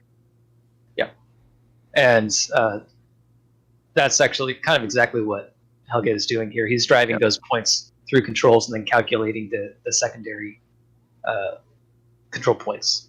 Yeah, but that could be an external parameter or something else. Yep. Let's see. Can you expose a property like strength/weight on a node to sequencer along with the controls? So yes, the way you do it, we haven't shown this yet, but the way you do it is you change the type of the control. So you can create a control. Maybe, Jeremiah, if you want to show this in this one, it doesn't actually matter. Yep. Yeah, I'll do that for sampling precision. So I'm just dragging off a sampling precision, and I'm going to create a parameter. Yeah, don't create. Sorry to intercept. Don't create a parameter. Actually, create a control. You want a control, otherwise, it's not going to show. Yeah. So go into the rig hierarchy, create a new control just at the root for demonstration purposes, and then change its type from transform to float. And that changes a bunch of things. You can see it changes the input fields in the details panel. It changes the limits, and it will also change the way that the limits and the control is drawn in 3D, because now it's basically a slider, right? Yeah. And then you can use this to set a value, and you can animate this. That's basically the answer. You can disable the gizmo. So in the details panel, you have settings around the gizmo, which is a 3D representation of the control. And then that way, it doesn't show up in 3D, but it's animatable in sequencer, and you have a float input. Yeah. Additionally, and it's worth mentioning that there's different ways to adjust your limits, and something I hadn't mentioned earlier, but I like to think of controls as essentially a UI, an interface to your rig, not necessarily transforms that you're manipulating. Yep. And so that lets you kind of think of rigging a little differently. So in this case, I could move this flow control just so it's sitting somewhere in space and scale it up by adjusting my my gizmo transforms, or I could create a space above this and scale that up and non-uniform scale it, because it doesn't really matter at the end of the day because you're just adjusting this float value. There's a different visual representation of the output value. The output value is not linked. Whereas something like Maya, where you have a transform, manipulating that transform in space has direct ramifications. Basically, we go in the opposite direction. The way I always explain it, I think the metaphor to the UI is great. But the way I look at it is, in Maya, you take 3D transforms and you sort of shoehorn them into be a slider by limiting other components, removing rotation from it, all the stuff. We do the opposite. We basically say we have a float, which is just a single number, and we put it in space somewhere. But it only has that single float. So the only thing you can animate is that single float, and you're never going to get in a situation where you animate the wrong component on a transform, anything like that. Right. So I'm just going to drag this into sequencer to demonstrate. So now I have a couple transform controls, and at the bottom here, I have new control, which is just a float, like we would expect. Great. About complexity, do you plan to add something like functions or macros to control rig? It's a good question. That's all I can say about that right now. I think you tackled this briefly, but dynamic squash and stretch was demonstrated earlier. Do physics bodies automatically respond to those animated changes? It depends on where you run the control rig, right? Yeah, so that's a good question. I could see you running into issues because depending on how you're adjusting those bones, if you have rigid bodies happening afterwards and you're scaling those bones non-uniformly, you may end up with some results you're not expecting, including trying to push collision bodies into each other and getting some sort of explosion as they're trying to push each other away. Is it possible to have something like Maya's set-driven key, for example, where you have an animation curve driven by a slider value? So if you're talking about building poses and feeding those in, currently we don't have poses implemented in control rig. where you can like store those poses, then drive them based off a curve. But one way you might be able to do this is using control rig to drive logic and feeding out curves. So in this way, I could say set curve value, and as long as those curves exist on your skeleton, I could drive this value through some sort of gameplay logic. And in my anim graph, I could use my pose driver. And let's go to just add a target, for example. And I can have that pose, which my pose asset that I showed earlier, where I can create poses in sequencer. I could save some poses, use that as a pose asset, load that in here, and drive that via curve, either demonstrated here or names if I had named curves on the skeleton.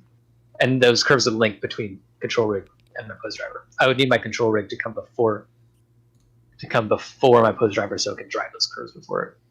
I mean, there's also one of the testers has done that using the green bones. If you recall, we have the green bones you can add. So if this is about poses on multiple bones, then what Jeremiah is suggesting is a better approach. But if this is about, I don't know, I have a pose in the clavicle and I will have like 4 different locations this needs to go in, and you want to interpolate using a float, then you could do that. You basically feed in the float, you store the expected different clavicle transforms that you want as green bones, you just put them there as well, and these are the poses you're going to refer to, and then the control rig will blend between those using procedural logic.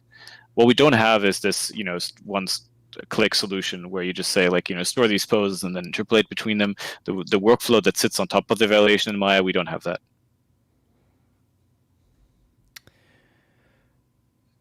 Can we create new or assign existing control rig to skeletal meshes at runtime? You have the ability to change out drive what control rig is active in your anim blueprints. So that's a quick way that you could have logic to determine what you could create branches in here to say, based off this branch, I'm using this control rig A versus control rig B. So that's one way you could do it. I'm sure there are many other ways. There is another way. I don't know if this is successful in Blueprint. I'd have to check. But the approach we're taking for Sequencer, we have added a new custom instance you can add to skeletal meshes, and we're actually doing that sort of at runtime in the editor as well. You could do it in runtime in your game. So if you wanted to assign that animation instance to your skeletal mesh, that has all the facilities you need to set the control rig and interact with it. That's basically what Sequencer is using under the hood as well. And it's there as part of Fort 425. So you can, it's not, sadly there isn't a big page of documentation how to do that. But if you look at those animation instances, there's only one in the control rigs plugin source code. That's the one we're using, and it's a new anim instance that for this purpose. What it doesn't allow you to do is mix with other anim graphs because it's a custom anim instance. But depends on your case. If you just want, at runtime, have a control rig take over a skeletal mesh, you could do it with that. We had a few questions coming in if it's possible to use animation insights to debug control rig. Not currently. There are some profiling tools available in control rig, but with animation insights, made it into 425 and focused first on the gameplay side, and I think we'll see animation insights rolling out into the other systems as we go forward. Could you set up a filter on your sequence based on name control underscore? Is that just, can I type control underscore here? Is that the question? I think so, yeah. I think I can type control. It's like, yeah. If you are asking about being able to save those filters, I don't think you can save filters currently in sequence. Yeah, I'm not sure about, if it's possible, but I guess not having just like a button as the other filters in, say, the content browser. Right, but that does point out something. Since control rig and sequencer both can be driven through Blueprint, you can create editor utility widgets that can do some quick logic. So if you wanted to create a character picker using editor utility widgets, you could absolutely do that and just do some name-based selection stuff that would drive your selection in your report. Yeah, we've mentioned this before. There's actually several people who have built stuff like that and posted on Twitter, where they're basically using Blutility, like the editor widgets, together with Python. And we've said that before, but I'll just repeat it again. Control rig is 100% exposed to Python, so you have access to the hierarchy. You can introspect what bones exist, what controls exist. You can look at every node and interact with all these things. So if you want to have a custom widget that has buttons where you can click and it selects all the hands, let's say, as a simple example, you can absolutely do that. And there's examples of people building these kind of workflows. I'm sure we have a few more questions. I want to make sure that we can talk about 426 because I know it will introduce more questions and it'll answer a few that we had already. Let's go. Let's do it. All right. So let me get my slide back up. All right, looking at 426. Let's start at the top. Helge, what's a control rig component? It's a component that has a control rig in it. So Yes. basically, what this means is that you can add to any actor in your world, you can add a component that hosts a control rig, and then you can drive that control rig and map it procedurally, right? So that might be as simple as mapping the skeletal mesh the way you used to, or it might be add 12 static meshes and drive their transform to the control rig and feed data in and out. So at that point, control rig becomes a function that you can use inside of your blueprints, and then you can do all sorts of interesting logic with this. Do you want to cover earlier question, Jeremiah? There was using a control rig on different kind of topologies or different kind of skeletons. Yeah. So to add on to this, control rig component allows you to define a control rig and the skeletal mesh to drive. So you can drive different skeletal meshes with different control rigs. You'd be able to introspect, like I think Helge mentioned, you can drive controls through blueprints, you can drive bones through blueprints, and you can also reinitialize those bones in new poses. So this would allow you to deal with proportion changes for different actors, for example. Additionally, since you're able to pull bone values out or control values, you're able to drive static meshes. So this allows you to create rigs that can now drive static meshes without having to do any skinning.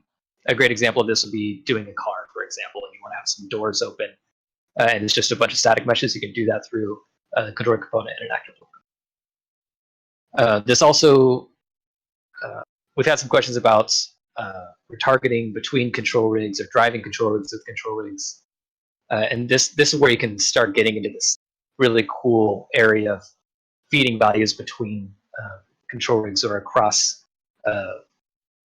blueprints and gameplay logic. So yeah, we had a question before around VR, right, and solving given two hand positions and a head position transform or something, solving a character. Now, using an animation blueprint, unless you need the features of the animation blueprint, is a bit too big for that. In the next release, you just can create an actor or your pawn and add the component to it, add the rig to it, feed it the data, and solve for all the other bones, right? So it becomes much simpler. Control rig becomes a part of the toolbox and is no longer caught just in the anim blueprints. You can use it for other stuff at that point. Yeah, and that way you don't have to rely on parameters if you don't want to. You can just feed the values directly in. Next, let's talk about setup graph real quick. So setup graph is another graph you can create in your control rig. It's another event, and it allows you to initialize your rig before it runs the update event. So in the example that I mentioned earlier, where I have, let's say, 6 characters of different proportions, and I have one control rig, I can reinitialize those controls to be in the correct place for that scale mesh without having to create unique control rigs for each one of those characters. Yeah, just to clarify, because you said run before the update, it runs only once, right? So the setup graph, it can run multiple times if you use the component, because there you have capability of saying when it should run. In general, though, setup runs once, adjusts whatever it needs to adjust, caches whatever it needs to cache, and then update goes every frame. So topological changes are useful. Sometimes for your custom IK solver, you might want to measure the original distance between the hand and the clavicle, right? You do that in a setup graph. You store it somewhere in a variable, and later you use it during the update. So for simulations, a lot of times you want to remember something for simulations when you start and so on, right? So that's what this is for. Another great example would be with the VR example. One way that's commonly used so that you don't get hyperextension of the arms is you measure your arm length, holding out your VR controllers. You could do that and then feed those values into your control rig so you never hyperextend your arms. Anything else to mention about controller component or setup graph, Helge? No, that's good. All right, looping and branching.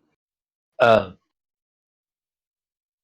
little self-explanatory, but we're going to have looping for loops, and you can do for each. You can create collections in a lot of various ways. We're calling groups of things collections.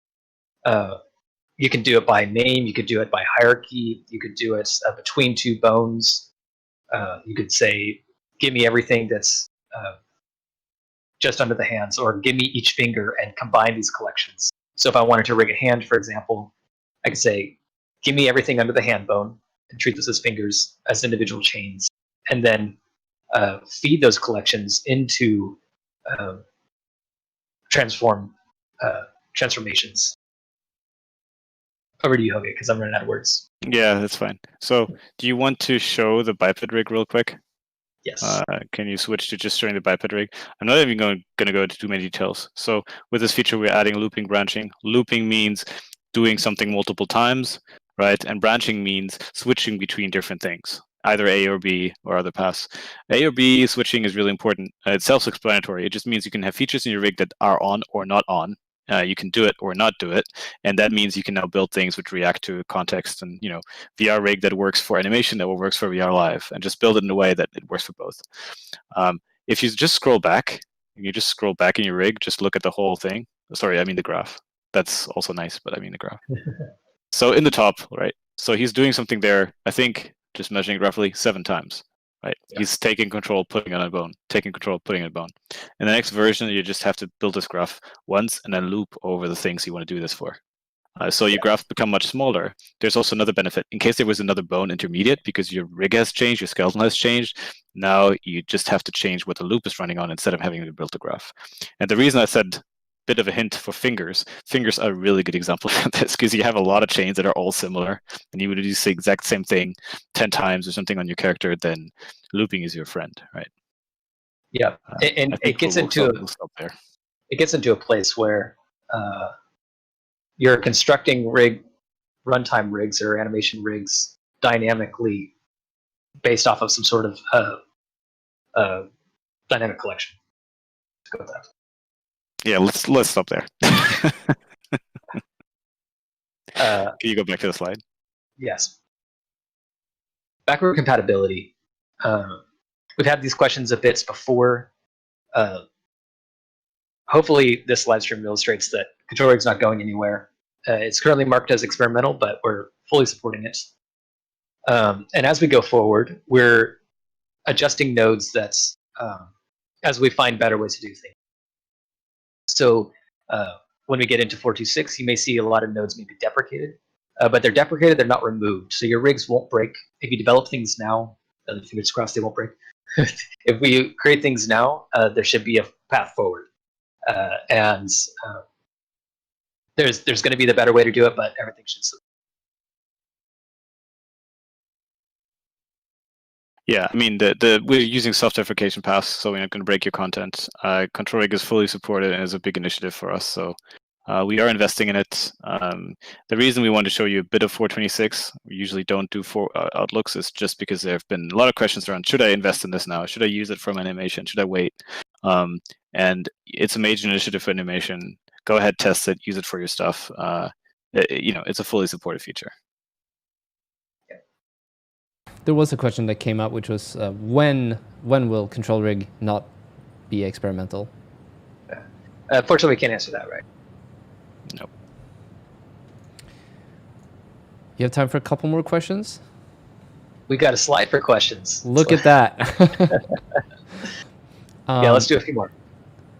Do you have any examples of inverse kinematics, forward kinematics blending? So if you wanted to sometimes use inverse kinematics and blend to forward kinematics during a clip.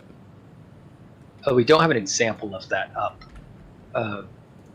But I tried to illustrate quickly how you would go about doing that by driving the weight parameter of a basic IK. Yeah. I'd say maybe we can try. No promises here, but maybe we can try as we update within future versions. We update the mannequin. To start adding more features into it. And there's obvious things that we want to do there, but maybe we can try to do that for either the arms or the legs to illustrate in a simple way. I don't know. Again, no promises here, but we'll take note. Yeah. Let's see. Can you build your own custom script-based control rig node in Python and/or some C-like optimized language? You can create your own custom rig units using C++, but you can't construct nodes using. Yes. So we focused on making it really, really easy to build units. So I always suggest that if you're curious about this, take a look at the source code. Under the control rig source, there's a folder called units, and that's where all our units are, all our rig units are. And they're very simple to implement. So for anim graph, this is maybe where some people are coming from. We had like 2 or 3 classes you'd have to build: runtime version of the node, editor version of the node, edit mode, and a bunch of those things. And there are reasons for that. For control rig, we went for a simpler path, which is you build a struct. The struct properties are the pins you'll see in the node, and then there's one function you have to implement for the execution of the node to make it really easy for people to build those. So yes, that's C++, but we've had a bunch of people giving us feedback saying, I have these 3 transforms coming in, I have some other setting, and all I want to do is do some custom math with that. That's not, for that you don't need a 101 primer for C++. You can probably still turn that around if you're willing to learn a little bit. And a lot of the nodes that we have are simple like that if you look at them. So it's a good resource for learning. You can use Python to build your graph. So if you want to orchestrate using Python, say like create these 3 nodes and wire them up this way, because that's what I need, you can do that with Python. So while I know that's not a yes to your original question, there's these 2 paths for you to look at this stuff. Let's see, there was another question about physics. We already covered that. Can you control animation keyframes / tangents using other control rig node to drive or change? I think we had that one. I think we did that one. Okay, there was a double there. Yeah. Is it possible to make IK with constraints or limits in control rig?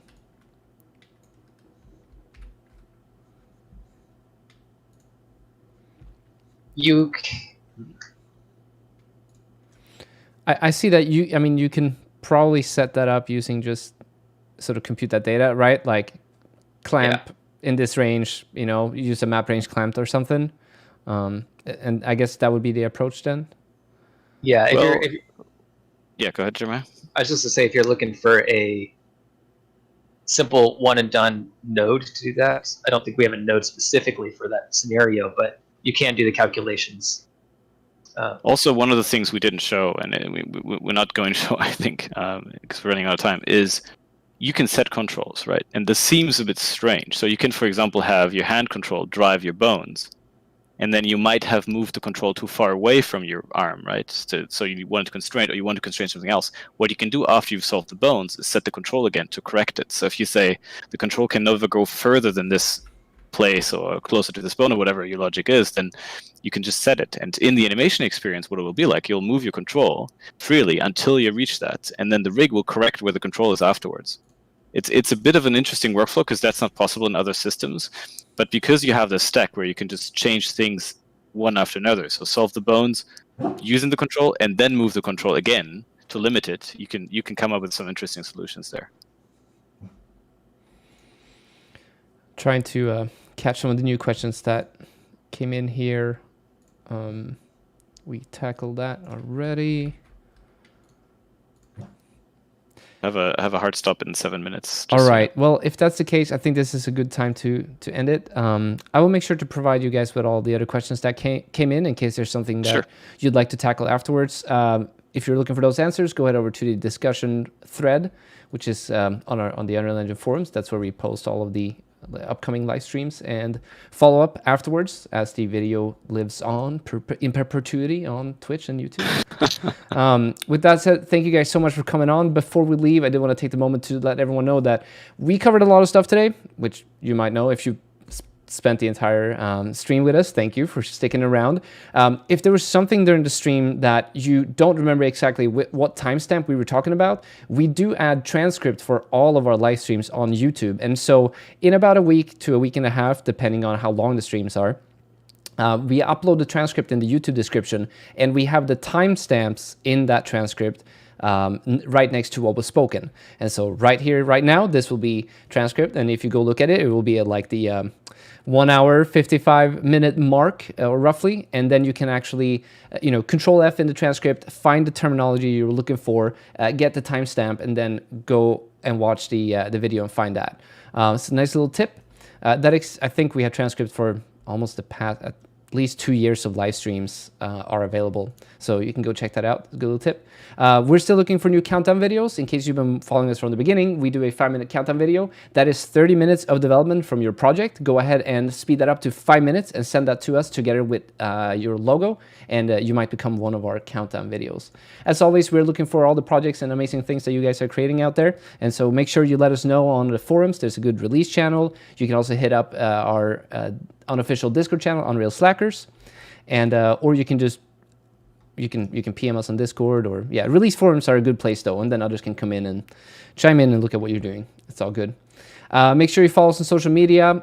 If you're curious about the upcoming live streams, we do have the schedule listed on Twitch. It's a little short right now, but there's more coming there soon. And I think with that said, thank you guys so much for taking time out of your day to come on and talk to us about these amazing new tools. I'm excited to see what the community comes up with in terms of using them. Make sure you do let us know. Post in the thread for the live stream itself, or on the work in progress section on the forums. That's also another good little shout out. I think we might end up doing another one at some point. It seems like y'all are working on some new things that we might be able to cover in the future. How does that sound? Yeah, sounds great. This is really, really fun. Thank you for setting that up, Victor, and it has been a great experience. Looking forward to the outstanding questions on the forums and ongoing discussions. It has been very rewarding to see what people come up with on Twitter and other places, so I'm looking forward to feedback from the community. And yes, I'm totally up for doing another one, and Jeremiah's been forced to do it with me, so there's no here. Yeah, I'm looking forward to it. Awesome. With that said, I wish you all to stay safe out there, and we will see you again next week. Bye, everyone.